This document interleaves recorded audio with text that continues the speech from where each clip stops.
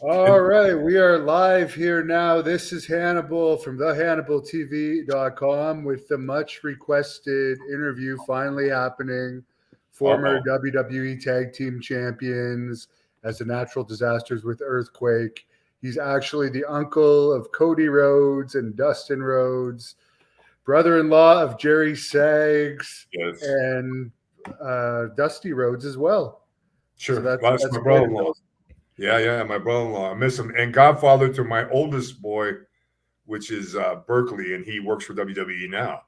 Does television production and trained with a ref. Trains a ref at FCW. And of course, the Shockmaster, Tugboat, Typhoon, a lot of other names that we might get into. Too many, yeah. I just gave Nick a new one tonight. When I worked in Oregon, I says Hercules Haggerty. Oh, I just heard that not too long ago. Well, it's good that you've been given other chances at gimmicks too, because it shows you're a good person, because sometimes they'll just give up on somebody. Well, they ask, all the time, which is your favorite gimmick, And I'm like, my favorite gimmick? All of them are. That's what the business is all about. If you're given an opportunity, like you were talking about, Hannibal, if you're given the opportunity, take advantage of it. Dusty always used to preach that all the time. He's and the gimmick goes all the way to your door, and when you shut the door, the gimmick stays there, and then Fred's inside the door, being Fred, which sometimes he's inappropriate, sometimes he's goofy. Well, more times he's goofy, and I am the master of useless knowledge. Okay, so I'll give you a heads up on that too, my brother. What do you think? I don't know you well enough to know that you're the master of useless knowledge. That's what my wife tells me all the time. Thank you for the heads up on that. I guess we'll find out. But let's talk about, I guess you're married to Dusty's sister then? No, that's my first wife. No, not his sister. His wife's sister. Okay.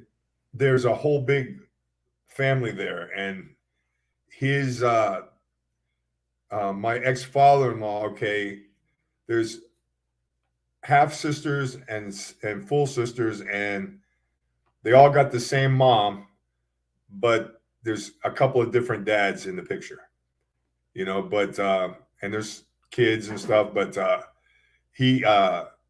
that's Michelle, his wife, his second wife. Okay, that's Cody's mom. All right, because Dustin was the first wife. That's his mom. She just passed, unfortunately. A really good woman too. But they're sisters. So what's it like being brother-in-laws to Sag and Dusty Rhodes, two crazy characters? Sags is known for mostly, I guess these days, for beating up Ken Shamrock and also his antics with Knobs, and Dusty's a legendary character in this business now, and his son might be the next WWE champion. Oh, yeah. And Cody, first of all, he was a great amateur wrestler when they lived in Georgia. And, just tremendous as far as amateur wrestling goes. And he has really, really came out of his shell. Dustin, another guy that's just phenomenal. I'm saying a great talent, and smart and just a good-hearted guy.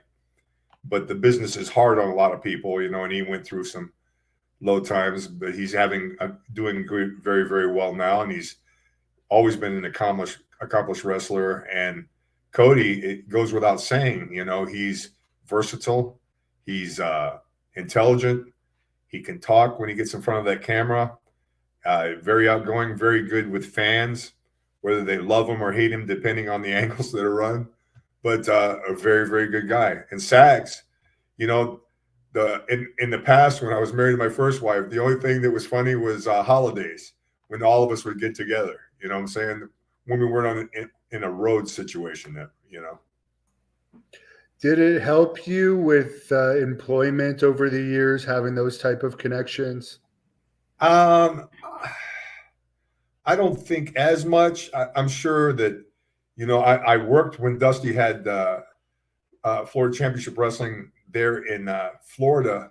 When I came down there, that's at the end. There was Steve Kern, Gordon Soley was there, Mike Graham, and I had the opportunity. And that's before I took my first trip overseas to Graz, Austria. We did a big show at the Tampa Fairgrounds. Drew incredible. I mean, Bam Bam was on the card. I mean, you had Terry Funk on the card. I mean, it was just a multitude of great other wrestlers there. And I feel that I've been blessed. The great Malenko's the guy that trained me, and he's trained a lot of other great wrestlers and that stuff. But I believe that, with Dusty, I'm sure that, he's helped me, behind the scenes and stuff like that. He was working with FCW when I was, when my son was in high school, he's always loved the business and he wanted to be a part of the business. And I told him all you always tell somebody, a friend or a family member, the nays and the hays of the business, the good points and the bad points. And I don't have to tell you, from being on the road and from wrestling all the years that you've put in, Hannibal, that the business is can be full of a lot of pitfalls and a lot of crap, because you're talking about a business of egos. It's the same as if you're an actor, or if you're a sports person, or if, a comedian, whatever your work is, a normal job is going to be egos. And a lot of times people are cutthroat. A lot of people there's a lot of jealousy. Yeah, and this is why I don't like when the federations call themselves families, because people will stab you in the back all the time in wrestling, and we've seen in WWE them cutting people like during the pandemic and so forth, even though they're making huge revenue, which is great that people are getting paid so much now, but it's not a family at all. Yeah, but you know what, Hannibal, it's the same thing. You can't, they run angles in wrestling. And you can't, if you got a roster that's 100 or 150 people of talent that's getting paid every week, okay, how long can you afford to bleed? And then those same wrestlers, if they're not getting used in major angles and stuff like that, they don't feel they're in the equation. So wouldn't you be pissed off if that happened to you? You're sitting there, you're getting the check, but fuck, what's the deal? You know what I'm saying? You're not using me. I'm sitting There's here. a lot of people in AEW doing that now. Yeah, but you're seeing a lot of jumping back and forth in that. But there's only two big entities, okay? And if one of the entities, isn't that what happened in the Monday Night Wars when WCW pulled in all that talent from Vince, okay? And then they get giving them exorbitant salaries. How easy to have hey, they're paying me this much, man. You need to come down and be a part of this deal. Oh, it's awesome. You're going to love it. Oh, my God, we're not traveling as much. I mean, we're just doing TVs here and there and blah, blah, blah, blah, blah, blah, blah, and we know that in the big scheme of things, in the big picture of things, a lot of things can be a load of bullshit. Am I right? Yeah, but I wouldn't mind one of those $250,000 AEW contracts to wrestle 4 times a year. Yeah. Jake the Snake is under a good deal, I think. I don't think they hardly use him anymore. I don't, I haven't seen Jake in a long time. I've seen he's doing the signings and that kind of stuff, but I don't know what kind of deal he has or stuff like that. I mean, there's a lot of guys that have Legends deals, and that it's like being a taxi. You're waiting, and hopefully they'll use you here or there and keep you current and keep you in mind's eye and stuff like that. Because there's always a new generation of wrestling fans coming down the line. Yes, indeed. Billy Graham is one of those guys that had a Legends deal. I think I heard you mention you crossed paths with him or were a fan of him in your earlier years. When I was young, from when I was when he came down to Florida, because it was territories then. I'm like, I never really met him, okay, other than watching him on TV. But we were just talking about that movie, 365 Days or whatever it is. I watched that, and I really enjoyed it. As a matter of fact, I called Barry Horowitz up on, and I told him, I says, brother, you need to watch this because Barry lives down there when I was in St. Petersburg. And he's like, I says, he asked me the name of that. I says, I think it's 365 days. I'm not positive. But I think it's 350 days because they say you have 15 days off or whatever. Yeah. Well, I never worked less than 300 days for about the whole 30 years I was in the business actively, But when I heard him do a promo, I was like astonished at how articulate and and how he came across. What I'm saying, the setting in his home, and he's sitting there, and and answering these questions and that, and talking about the business, and it was just very. I wished I would have had a chance to meet him in person. To be honest with you. Yeah, they should have done something with him like they did with Dusty to help the younger kids getting into the business, because he was still good at promos, as you said, right up until a few years ago. Now his health is really going down, though, unfortunately. He's having problems with his heart and that stuff, and really sad, because like you say, he's such a talent. His promos were on par to me, like he was like with Dusty and that. There was a few guys in the business. That's why managers came about, not to steal the show, but if guys weren't capable of really coming across, and they or depending on how wild and crazy the gimmick was, what I'm saying. But here's a man that he has the body, he has the ability, and he has the mind, to cut those kind of promos. I mean, Dusty, I loved watching him in that stuff. And see, back when I first started in the business, Malenko, he was like a second dad. Okay, all of us are very, very close. All the guys that came through the school and that, most of the guys are close. And there was Dean, there was Joe Malenko, and they were great guys and very talented and just amazing. And Malenko himself was a great orator, a good on the stick too, when he managed also, and good friends with Karl Gotch. I got to meet Karl Gotch through him, and I'm German and Austrian and Hungarian on my dad's side, and first time I went overseas, I worked in Graz, Austria with Big Otto Vance. And that was just amazing that, I was first time anywhere outside the country. But anyway, huge crowds there, right? I've seen the clips. They were filling like WWE size arenas for the matches against Otto. Hey, brother, they would work 30 days, 40 days in a row, every single day, like these hockey arenas, sell them out. I'd never seen anything. And they work, they do catch there. So they would wrestle in rounds, like boxing.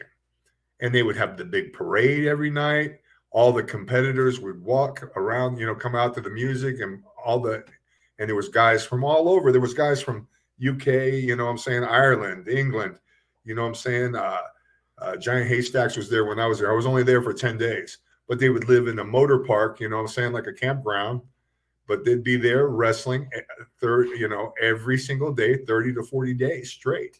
Then they would move on to the next town because they worked in Austria and they worked in Germany, and he promoted, and they treated you like gold. The guys, guys worked together and everything. It was amazing. It was a great experience, especially going overseas for the first time and seeing that. And Otto was just tremendous, and his son was wonderful. I've heard you say that Bruiser Brody's death really affected you because he advised you early on. What territory would that have been in? And could you share some of the memories of him? Well, the old Southwest territories where, I broke, that was really my legitimately first territory. And Mr. Blanchard had sold that to a guy named Fred Barron, and it became Texas All-Star Wrestling. And there was such a great variety of talent, but they would use Brody. He was doing matches with Mark Lewin there in that area because he was working mainly out of Dallas and then going to Japan and doing the shots, NWA all over the country and, international also. And, I got a chance to talk with him several times when we were, in the locker room, he talked to me and that stuff. And, he was like, one of these days you're going to go to Japan. He goes, when you go there, you got to kick ass. He says, don't give anybody, he says, the main eventer guys that you would probably eventually work with, okay, they work American style like we work, but, you don't want to beat the crap out of them, but you don't want to give an opportunity to a younger guy, because it's how it is. It's, you're working your way up into the company. These young boys will try you when you get in that ring. So you have to throw any of that out the window and take care of yourself, kid. He said, but I mean, he talked to me like that. And I thought, for me, first of all, he was just such a legend, and, I watched him a lot also when I was younger, and I'm like, he's just fucking amazing, and I'm like, and for him to take the time to be able to talk to me and everything. But then again, I was talking to Nick earlier. I says, when I worked there in San Antonio, it's my first territory, first time away from home kind of deal, away from the house and work and doing this full time. And Malenko got me booked out there. And I was like, it was just a great experience. There was so many good people. There were young guys there. It was a great environment. There was a young Shawn Michaels was there. Jose Lothario that trained him was there. I think before he came there, I think Shawn was in what do you call it? Mid-South, I think. Maybe Mid-South. Yeah, that's what I'm thinking. Then he came there. Nick Kaninsky was there. Gene Kaninsky's son, the other son worked up in Dallas, Kelly. And you had, pile driver Bob Sweetan, but you also had luchadors that would come in and out for there, Angel Blanco Jr., El Fantasmo. There was Black Gordman was there. I mean, it was, and Tom Jones came there from Oregon. I mean, there was just a ton of talent that came in and out.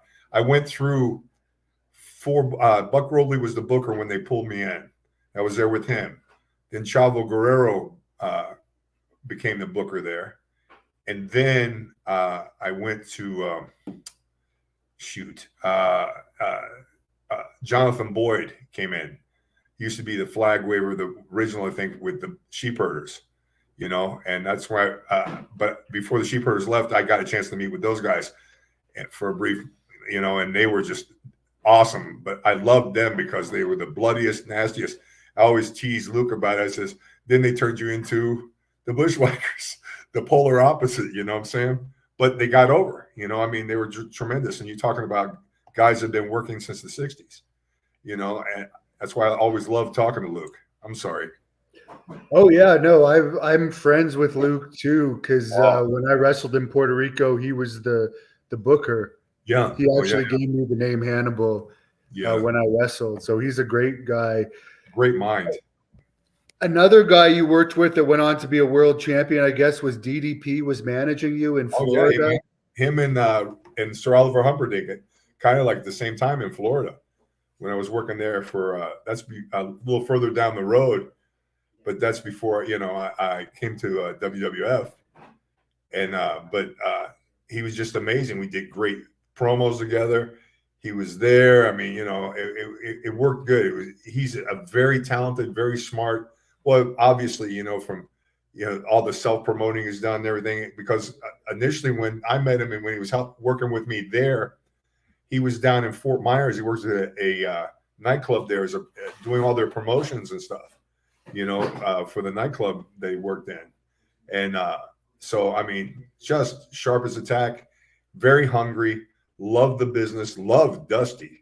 I mean, very, very much so. Stick with Dusty forever.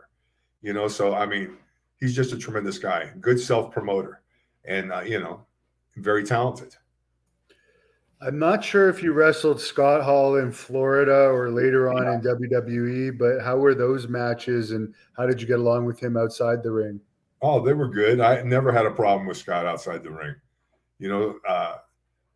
Scott was a great guy. He wasn't no different than most of all the other guys. I don't got to tell you, Hannibal, when you get that much testosterone and you're on the road more than you see your family, okay, stuff happens.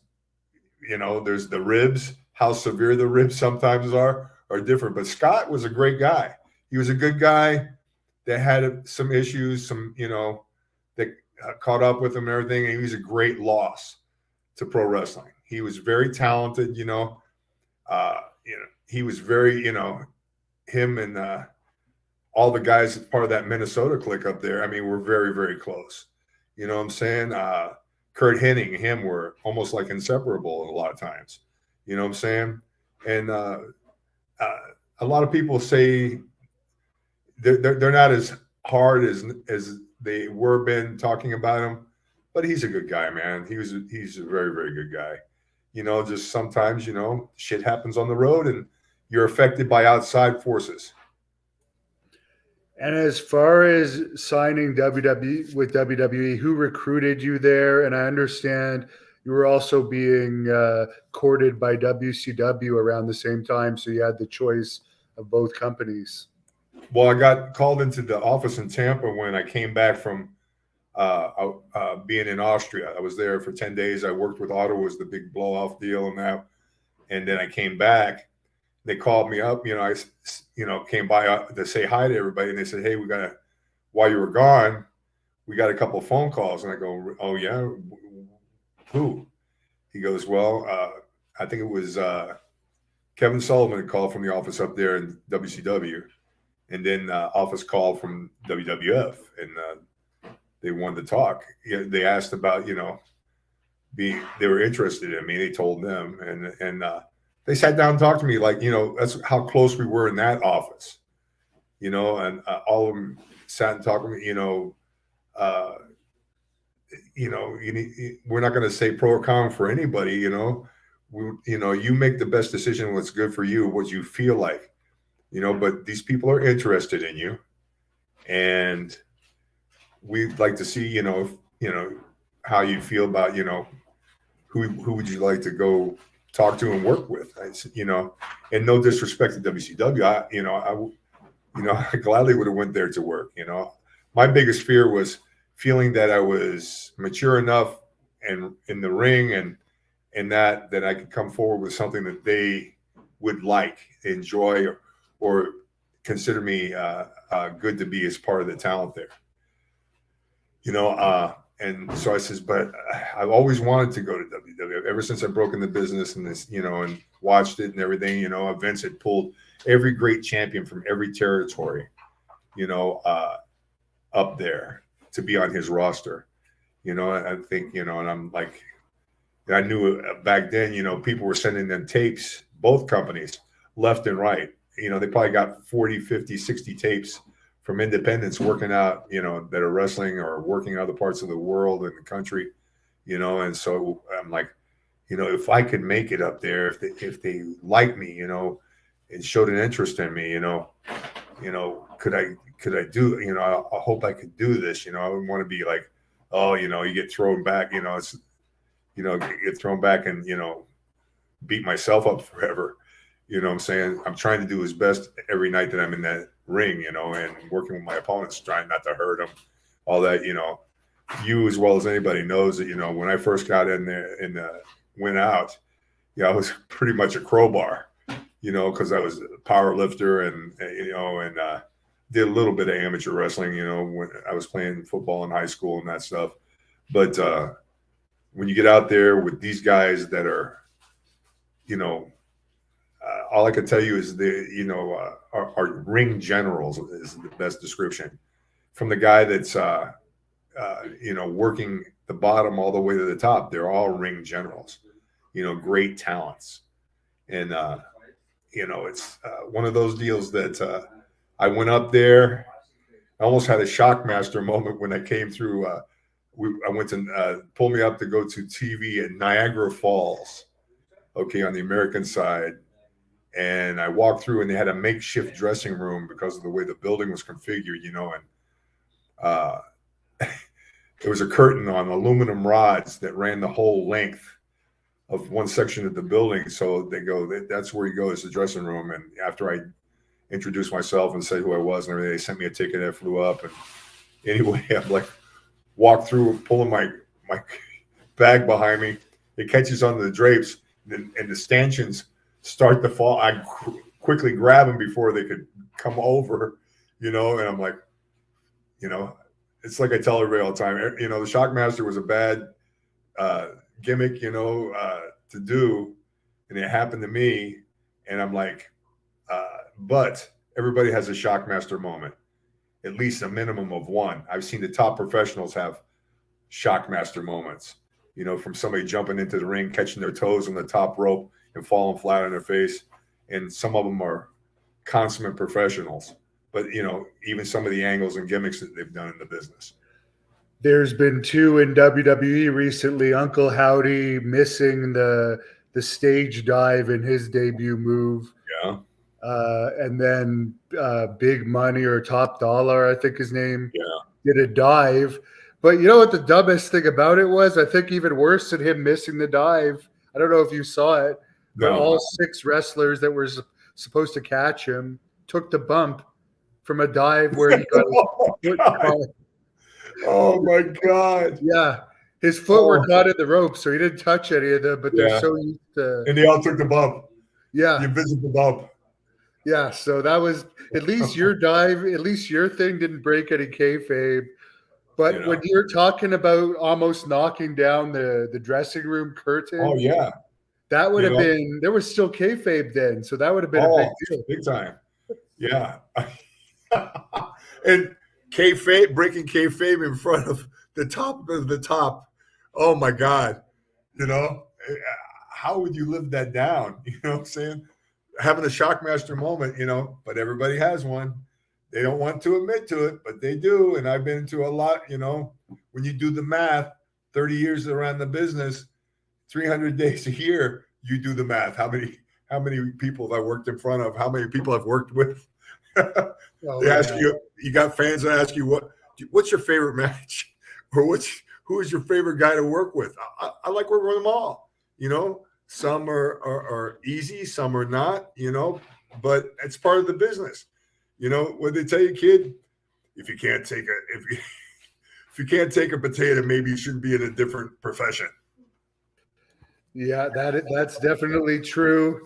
As far as your debut, I don't know if it was your dark matches or your debut, but you had 3 matches that definitely weren't televised with Slick managing you as the big steel man. Was that a gimmick they gave you to test out or something? No, that's what I've been wrestling as in Florida. The big steel man. Matter of fact, it's in the encyclopedias. 3 of the encyclopedias is big. It's big man steel. And I go, this is a typo. I was the big steel man. But I mean that was given to me when I wrestled in Florida. I came from Tennessee where I wrestled as Big Bubba up there, and I was Bubba with Texas All Star. Okay. And because that was I came out there originally when they started and they switched companies, I came out there as the Terminator, because after the Terminator movie, it had the black tank top with dark glasses and blah, blah, blah, blah. There's been several Terminators through the years. Matter of fact, Animal's youngest brother, that's a commercial artist now. He was working with us. He was there with us. And then he had kept that Terminator gimmick. He worked that. And they go, Fred Barron called me in the office. He goes, here in Texas, Bubba is like a term of endearment. In other words, like your buddy. Hey, Bubba, you want to go get a drink? Hey, Bubba, want to go out to the restaurant tonight? What's you and the wife doing, Bubba? And that was like something that everybody in that area of the country could relate to, that kind of character. Kind of a blue collar, working every day, 9 to 5 kind of guy, and like I said, term of endearment. And I wrestled as Bubba, and had a Jeep and all that stuff, and did promos. I had 32 Ford hot rod that I did some promo shots with and everything, with the hot rod flames and everything. And then from there, like I said, the last one I was with was Jonathan Boyd, and he booked me out to Tennessee, and I worked with Jarrett and Lawler. Back then they worked half a year with was Jarrett, half a year was Lawler. So he worked under two different entities. But yeah, when I came, when I went to Florida, it was Big Steel Man. You know, it was blue collar. I had that. Matter of fact, the original helmet I still have was from the head guy in Florida for the Steelworkers Union. Had given it to me from a friend of mine. He gave it to a friend, and they gave it to me to use, and I wore it on TV and that. When then Dallas Page was my manager. You know, we did venues, stuff in the ring, a whole 9 yards. So when I came up there, the first, I don't know, 6 months or whatever, it was that until they came up with the gimmick, with the Tugboat gimmick. That, you know, they called me in the office and that. And I'm immature and I'm a kid and I still watch cartoons and I collect toys and play with toys and love old cars and stuff like that. But they call me in the office. They go, we've got this character. We want to see if you're interested, because they'll give you the character. It's up to you to get that character over. Okay. And they go, we're thinking about this sailor gimmick. And, you know, he'll be called Tugboat. You know, and you wear the Dixie cap on your head, you know, the sailor's hat like Popeye wore and that. I says, let me get this straight. You want me to be, it was a babyface gimmick that says, you want me to be the cross between Popeye and Brutus rolled into one package. And they go, hey, that's a good, you know, a good scenario. I'm on board, brother. I says, you know, I love it. I'll be happy, you know, and I feel that it got over, you know, the kids loved it, you know, toot, you know, the whole 9 yards, and I had fun with it. Just like everything, I tried to have as much fun and put as much love into a gimmick as possible, because, you know, I grew up a wrestling fan, 8, 9 years old. I watched Florida. I was born and raised in Miami, watched Florida Championship Wrestling, watched all the cool guys.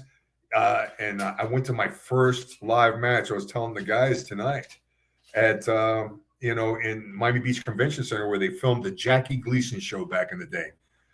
Okay, I was like 16, 17 years old, right before I graduated from high school. I went with some of the wrestling buddies that were there with me and guys that played football with me. Went there, and one of the first guys that I seen by the curtain where the boys come out is the Briscoes, Jack and Jerry, watching the matches, just like every person should do that's working in the business. Watch all the matches.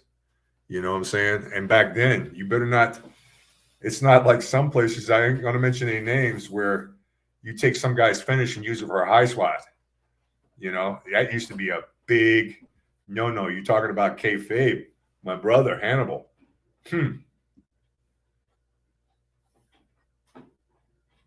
Big no-no. Yeah, definitely.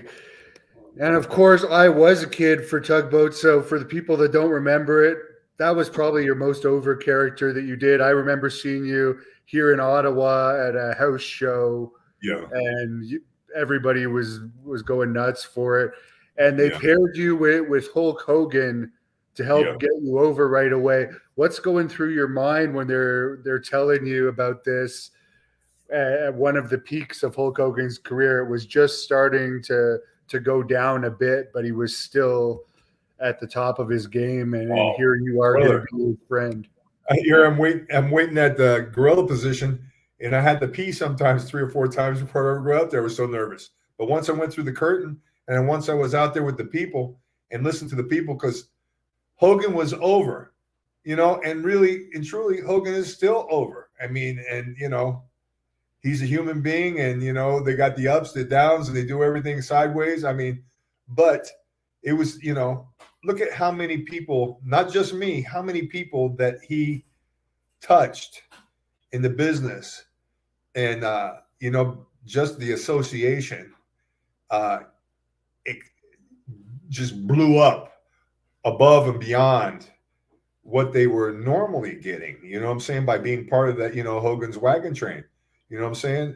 I mean, he was over, son of a gun. I enjoyed it. You know, he wasn't a scientific wrestler, true, but what he did and all that, and when they brought him in, You know what I'm saying? He worked he's worked all around, and then they did that Rocky movie, and kept him on the down low, and then boom, brought him in, and with Classy Freddie Blassie is his manager, and he was a beast.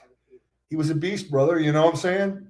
And he could cut a promo, to the best of them, and got over. Yeah. So, what was your relationship like with him? Because we always hear that you were like one of his buddies. So I assume that you were friends with him behind the scenes I was too. good, but I'm not. We were friends, and he's always been respectful, and that, and I mean, some guys, I'm not the kind of guy that goes, hangs out, and I don't want to say a Klingon or whatever else, you pick and choose your friends, but that's just me, but I love the guy a lot. I like what all the things and stuff like that. Has he made some bad choices in his life? Yeah, sure. Not unlike, I'm sure you've made some bad choices. I know that I have made some bad choices in my life. I was the naughty kid from grade school up. What do you call it? They didn't have no ADD or Adderall or whatever the crap there was. The more famous you are, the more people are going to know about it and comment on it, sadly. Yeah, I mean, that's the nature of the beast. That goes back to that jealousy thing, and it's you got the group that smile to your face and pat you on the back, but make sure the second time they pat you on the back, there's not a knife in your back. You know what I'm saying? So you got to kind of pick and choose. I mean, I was nice to everybody, shook everybody's hand when they came in, but I picked, my friends, if I could count them on my hand, my close friends, other than my wife, okay, she is my best friend, that's it. But from the business, what I'm saying? It's the nature of the business, brother. You be cordial with everybody in that, but everybody has their own bag, I've never drank, I only liquor I've ever had in my life is when I was probably from having a beer with my dad at 16, 17 years old after we cut the grass and shit. And, I'd go out to clubs and stuff like that, but I didn't drink. I didn't, do any drugs and stuff like that. It just wasn't my gimmick, man. I grew up in Miami, seeing a lot of guys' lives. A lot worse things happen to a lot of people. Some of my best friends that I love to this day, and I've done some stuff and made mistakes in my life. And that's just me. You don't walk in my shoes, so you don't know what I am all about or, where I'm coming from. But like you say, if you're you're in the light, people are going to take and go in there and try and go into the core and find out, all the dirt that they can find. That's, everybody's writing books. Everybody writes books, and they're going to one of my best buddies, John Crowler, he just did the Sheepherders books and that. He's a great guy, great writer. He's an attorney, and but you know what? We're gone. I'm lost here. Oh, with us? What? No, my screen. You went dark. Oh, hold on. Touch anything. I know you can blame it on me. Fred did it. Yeah. I get that all the time from my grandkids. But it's. Oh, sorry. No, finish what you were going to say. I'm losing track here. But I mean, everybody's going to go after you, man. You know what I'm saying? So it's, don't cry over it. If you're out there and you're in the public eye, you're guilty of your sentence. No matter if you change and stuff like that. Everybody picks their poison. Some people become ultra religious after a life of and I'm not going to throw anybody under the bus, but like I was saying before, my friend John, now I remember where I was at. Okay, he goes, you should write a book, man. You should write a book. He's been on me in that, and he does a lot of comic books and stuff also. And I'm like, this is the deal, brother. The stuff that the fans want and that marks want to find out about is all the dirt. That's all they ever put out there is dirt. Not very, very, very seldom do you hear any good stuff. I mean, it'd have to be called Behind the Curtain and Under the Mat, a book of dirt and secrets. Do you think that's fair to people's families? Okay, those guys may have done some things in their life or did this or did that, but they have children now. They have grandchildren.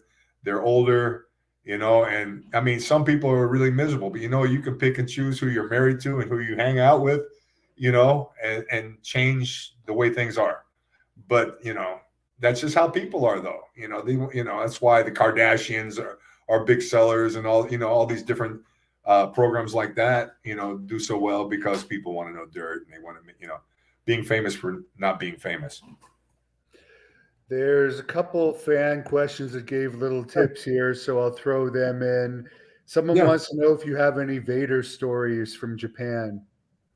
Not from Japan. I worked with him and here in the States and stuff like that. And he was a good guy. And he gets a lot of ruckus for things that he's done. And I have seen some things that in the past that, he was could have been a little hot-headed and stuff like that, but always was very professional to me, always very nice to me. And, I mean, that's pretty much it that I could, say about him. But for Japan, he worked for a different office. I worked with him, than I did. There's another fan on here is wondering if there's ever any plans to win the WWE title. It certainly looked like when you threw Hogan out of that battle royal on Saturday Night Main Event, there could have been a feud over the title at one point. I think there could, but they wanted to think they used that more for the swap, to going from Tugboat to Typhoon, the natural disasters. There was the match also with the Bushwhackers I think that was after that, where I turn on. There's still people who hate me for turning on the Bushwhackers. Okay. All right. They still, I can't believe you were such an ass. Those guys are great, man. I tease Luke about it. I says, "Oh, Luke, I'm a bad man." And of course, I heard you tell a story on another podcast that you spent like the last week on the road with Kerry Von Erich for about 10 days. Yeah, we were up in New England. Died. Yeah, we were up in New England, that stuff. He went, we were training a little, we go to the gym together and all that stuff, and we roomed together and everything. Kerry was a very, very nice guy. Okay. And when all that happened, we finished the tour. And he went home, we're all before TV the next, coming week when we came in, 2 or 3 days, you only go home for a few days. But I got back to TV and then I didn't see him and that stuff. And I was like, he's usually there and, and we'd talk and stuff. And along with, certain guys, he was just a good guy. I liked him a lot. And then I heard that and man, it just broke my heart. I just don't understand why or how, I mean, all the trauma that he had gone through in his life, and he was such a talented guy. It's such a, a good wrestler, but I mean, there was a lot of, look at all the stuff that did happen with the family and that stuff. I mean, it's really sad, I mean, yeah, it really bothered me. I mean, we were having some good, when we were on the road together, that's the most time I ever spent around him, really. And he was such a great guy because he was traveling with us. I think Alundra Blaze was with us. I forgot somebody else was in the car with us. But we were 10 days, mostly in that New England area. A few days outside there when we flew up there and we did Boston and all that, and did smaller towns up there, New England. And Dino Bravo, you worked with him too, and he ended up getting shot like 17 times. Oh man, I couldn't believe that either, and Dino was awesome, man. He was a really good guy. I didn't know all that stuff and everything. Wasn't that privileged, all I know was the man that traveled the road with us and all that stuff. I mean, all the guys from the Montreal territory knew all that. Gino Brito, all those guys, You know, I'm sure that the Rougeaus, you know, because that's a very close knit family, in you know, in the Montreal area, you know, all the wrestling and that, and you know, he was a great man. I mean, he was a great wrestler, great personality, and all that stuff, you know, and it's just sad, you know, and his children had to go on without him and that stuff, and the way it happened, and you know, unbelievable. And as far as your matches with the Undertaker, a lot of people probably haven't heard that Tugboat and the Undertaker had a bunch of matches shortly after Undertaker debuted. Yeah, right when he came in, I had some of his first matches, and wow, what a great, you know, and he's like, you know, Vince was watering and fertilizing that plant, and he got better and better. I thought he had a great gimmick. When I heard that Undertaker gimmick, I'm like, you know, it's straight. I'm a comic book guy too, and I used to read a lot of those horror type comics also, and when I seen that, it reminded me of some of the comics that, you know, death comics and stuff like that. That you know, it was like a character out of one of those books, and there's just so much, and he did so much with that gimmick, you know, and you know, truly a talented guy that he just grew and grew and grew and became the legend that he is. You know, he's just tremendous. And of course, your tag team championship team with Earthquake, who's from Canada too, former alternate for the Olympics, and I believe he was national champion. Yeah, he was undefeated as sumo, wrestled for LSU here in the States, you know. But he's truly, when they told me that was I had just saw the 2-up for a Tugboat figure. Okay, I just did a photo shoot in Rhode Island before TV, and I seen a T-shirt they were going to come out with that they'd sent me, and I did a photo shoot, and then I got to see the Hasbro. This doll's going to come out, this action figure. I'm like, oh my God, I was so on fire. I called my wife. I'm like, oh honey, blah blah blah blah blah. I'm telling the whole deal, and then I go to TV, and they call me in the office. You know, that's, you know, Quake had run his deal with Hogan and that stuff, and you know, the whole storyline and all that. They go, we had a great idea, you know. Pat was there, you know, Vince, you know, and a few other people, but mainly those guys. And we're talking about, you know, Hogan and Quake have run their path, and we're thinking about putting you two together. What do you think about that? And you know, I knew that Quake was so talented and incredible, you know, mechanic and, you know, good pro wrestler, you know, and they want to put me together with him. I'm like, you know, here's a guy that's my size, and he can move, and I can move pretty good. And I'm like, we could do stuff, you know, spots like smaller guys do, you know, as a team, and that stuff that's believable because we're big and we can manhandle people, even some of the bigger guys, you know, and it'd be awesome, you know. You know, it's just like people ask, you know, well, did you like being a baby face or did you like being a heel better? You know, just having the opportunity to work in the ring and work with the variety of people that I've had the opportunity to work with is in itself a great honor. Okay. But to have the opportunity to be on both sides of the fence, you know, if you're a baby face, you wear the toes of your boots out first. If you're a heel, you wear your heels because you're looking up at the ceiling lights most of the time. But, you know, I was excited. He was my brother from another mother. Okay. I mean, me and his family had made trips to Disney World because when he came, that's down the line when we started working that, you know, and then he wound up, you know, moving to Florida. But we broke bread together. We were on the road together. You know, a lot of times it was me, him, Jimmy.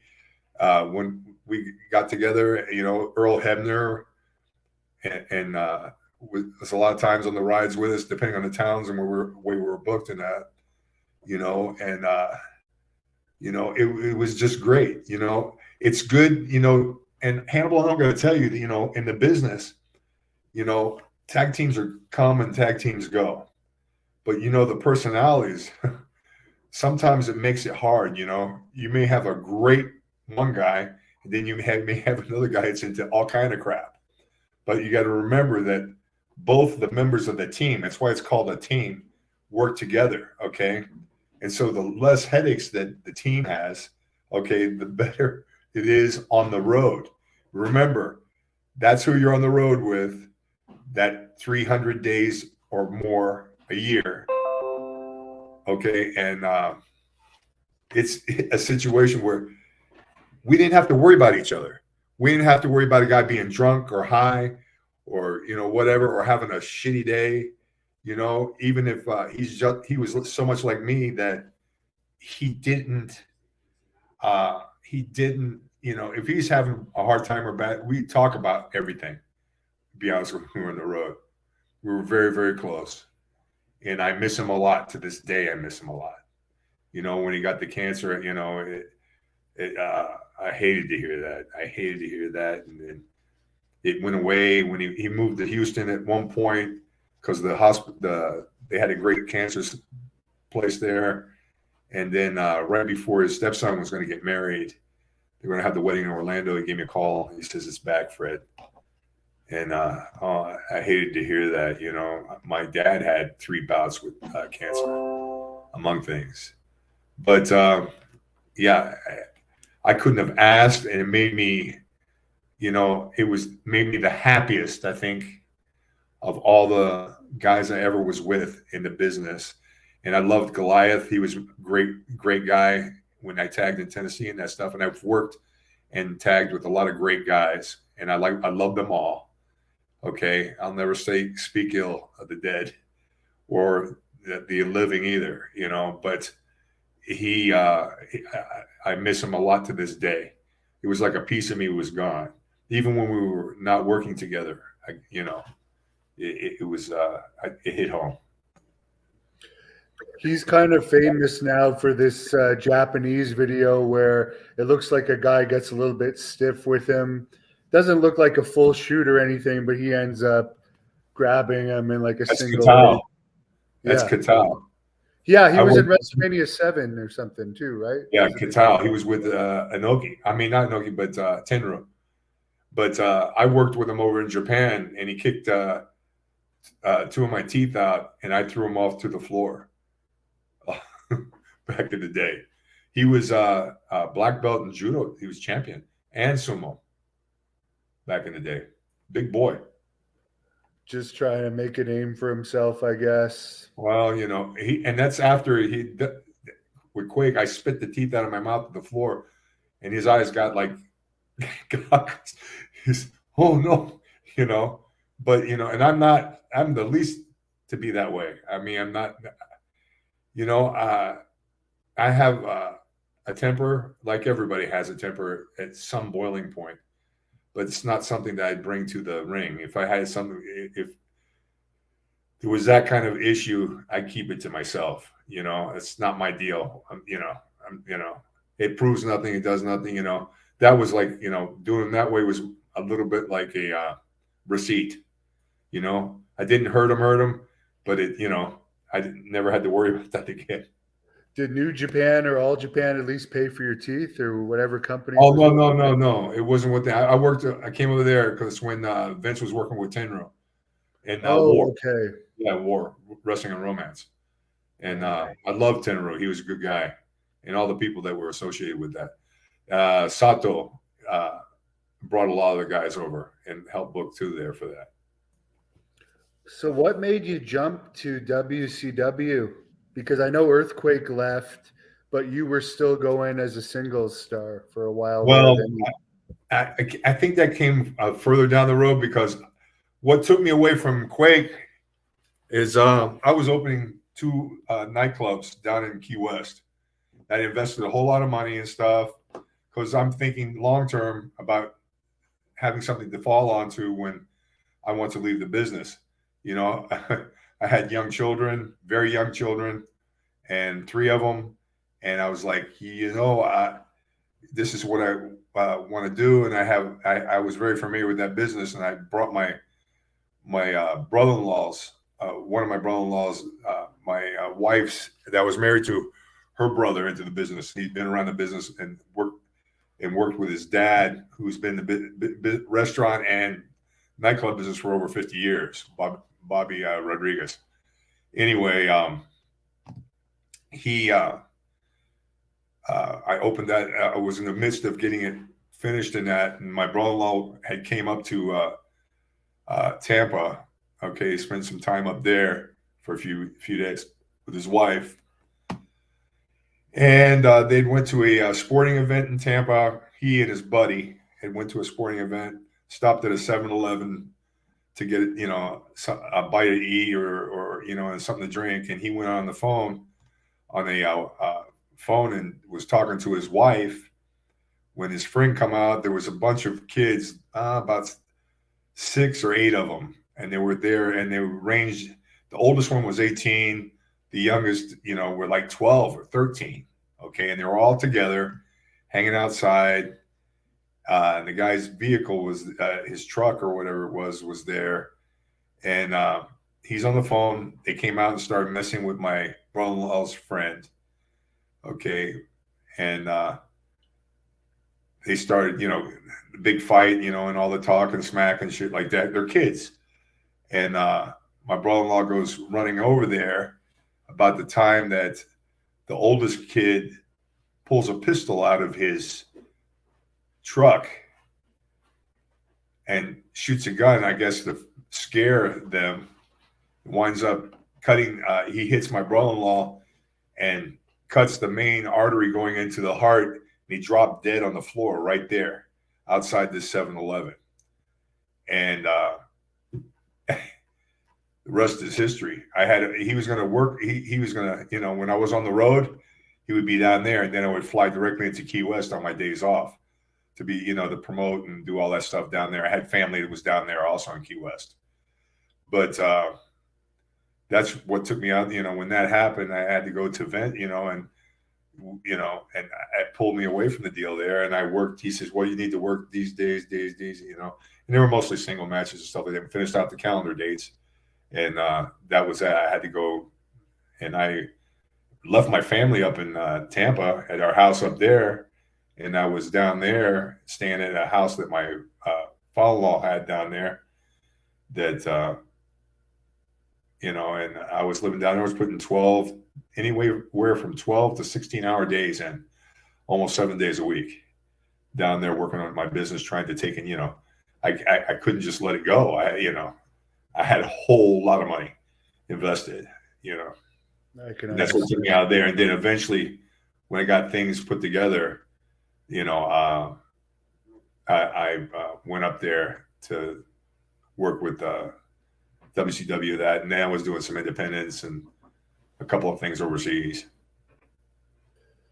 Now, with all the money that WCW had, were you surprised for the Shockmaster helmet that they didn't put more effort into it? Because I understand it was like women's stockings covering the eyes and stuff. Yeah, but it was the Stormtroopers.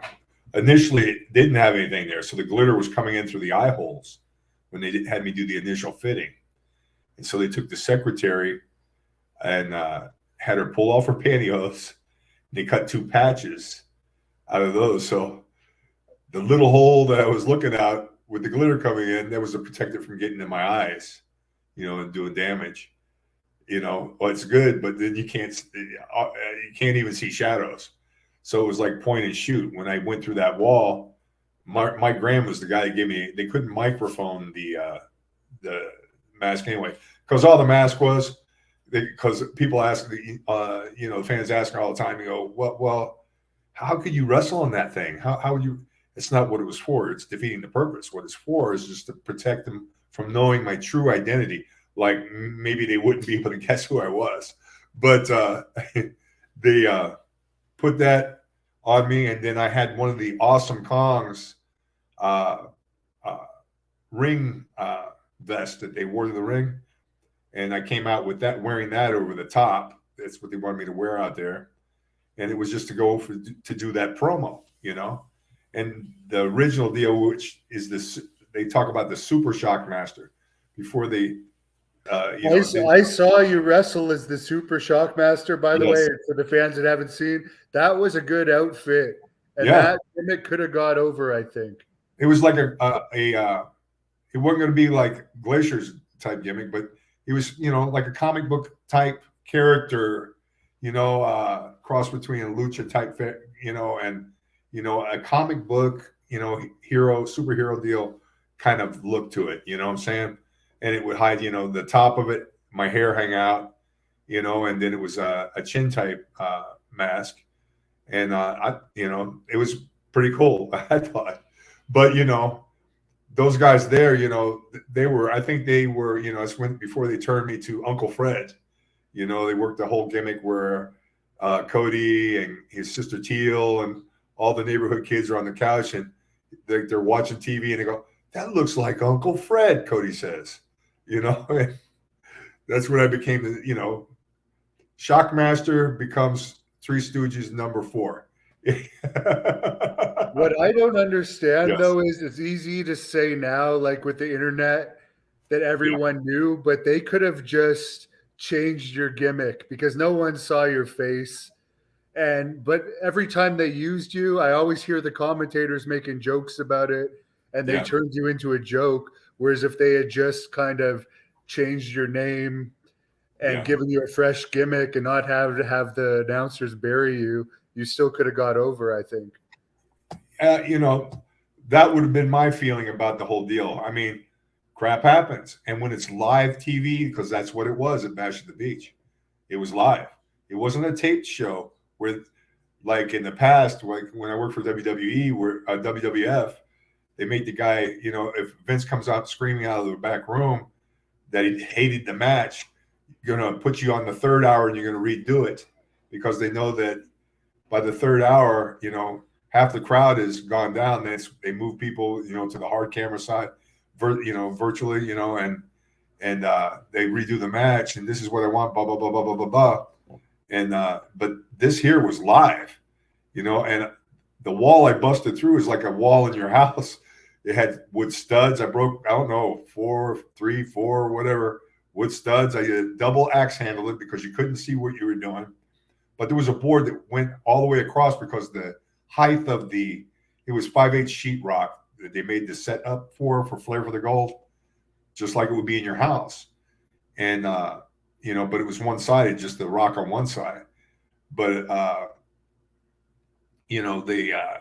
there was a board just below my kneecap that because of elevated, the elevated extra height, so it would be flimsy and would be supportive and all that stuff.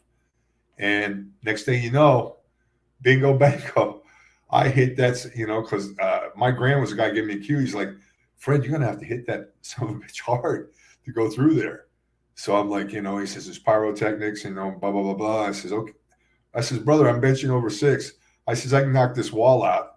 I said, "I busted holes in the wall of the house by accident." And he's like, "Okay." And I put that mask on. That was probably a half a foot or so from the wall. I put my hands above my head, double axe handle, and I busted through the wall. But because I hit it so hard, and with that piece being where my knee is, I became a teeter-totter. So I blew through the wall, fell down, and the helmet came off like a champagne cork. It's live. All I could think in my mind is turning your face to the wall and reaching to try and find that helmet as fast as possible because, somebody else is going to do the promo. So I wanted to get to my feet so it wouldn't totally screw the deal. I mean, it was bad enough, but I tried to manage it and try, I'm trying to Wasn't it at the Oceanfront Center in Daytona Beach too? So there was like 5,000 people there. Oh yeah. And it was live though, live on, Yeah. Well, the Road Warriors were there. I mean, it was a who's who of talent. And I drove over from my house in Tampa. Excuse me. There's a fan on here that's giving a little tip and is wondering what it was like to work with Matt Bourne. Evil Doink Matt is great to work with. Although I did do a signing, he had his grease paint on, and he gave me a big hug and smeared his grease paint into my white shirt. But that was Matt Bourne. You know, he was a loose cannon, come from up there in Portland, and a great amateur, a great pro. You know, but he was a loose cannon. There's no doubt. He made me laugh. I used to laugh at him all the time. You know, but When definitely, you I mean. I love Ray Apollo, and I think he was a great Doink. But when you put Doink on there, oh no, the original Matt Bourne, but he really wasn't there very long. You know, Matt wasn't. Yeah, he was by far the best. Yes. Excuse me, Mr. Hannibal. The captain sent me over there to cut it out. So I'm Look the at that. Cabana boy. That's the Cabana Boy. I take orders. The Toot, Cabana toot. Boy. I All right. apologize. Well, He's gonna blow my whistle. well, we're gonna have to do a part 2 of this one for sure. Thanks for joining us, and I we'll hope it leave was you- okay, Hannibal. Oh yeah, it was good. I see the Cabana Boys bent over. That seems like a position that you. The only time I've been He's told gonna about blow- it in my life. He's gonna blow his whistle. All right, that's enough of this. Goodbye.